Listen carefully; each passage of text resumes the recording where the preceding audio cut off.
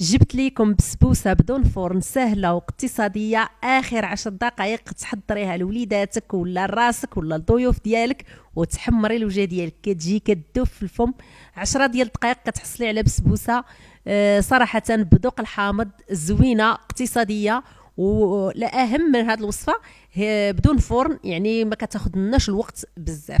تبعوا معايا هذا الفيديو من الاول حتى الاخير، وما تنساوش تشاركوه مع الاحباب والاصدقاء ديالكم. بسبوسه راها كتجي كتدوب في الفم، راها ما كتختلفش على البسبوسه ديال الفران.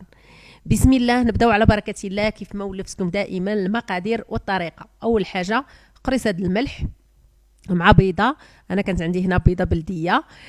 كيف ما شفتوا معايا غادي ندير قشره الحامض، كيف ما غتلاحظوا معايا كيف ما قلت لكم راها بذوق الحامض. هنا كيف ما شفتوا معايا دانون بدون سكر خويته في الكاس، وكاس العنبه وزدت عليه الماء عادي. غادي نخلطو. بالنسبه لكم نتوما الا بغيتو ديروا كاس ديال الحليب غديروا كاس ديال الحليب، يعني تخلاو على دانون ما ديروش في مره.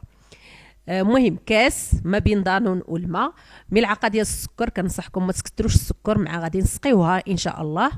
نخلطوا المكونات ونزيدوا ربع كاس ديال الزيت، يعني واحد البسبوسه اللي ساهله وسريعه وزوينه.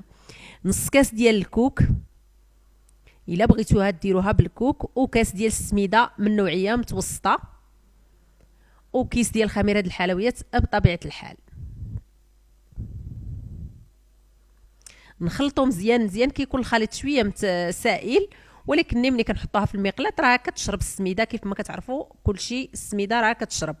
صافي غادي نوضعها في المقلاة اللي مدهونه بالزبده ومرشوشه بالسميده.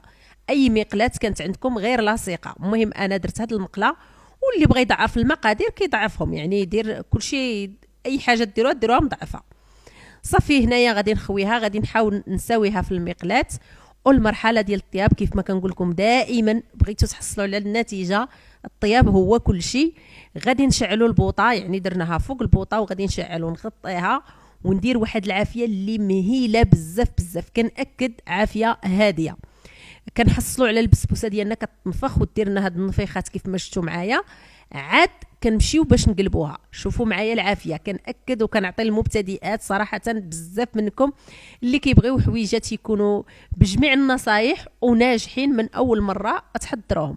ماشي نعطيكم وتجهدوا لها البوطه وتجي مخطوفه وتجي معجنه وما تجيش زوينه، لا، يعني تكون البوطه قليله. بالنسبه للسيرو درت نص كاس ديال الماء مع عصير حامضه مع تقريبا واحد 2 معالق ولا 3 ديال السكر. كتبقى الحلاوه على حسب الذوق. كنغليوهم 10 ديال الدقائق وكنسقيوهم. السيرو بارد والحرشه سخونه، عفوا البسبوسه سخونه.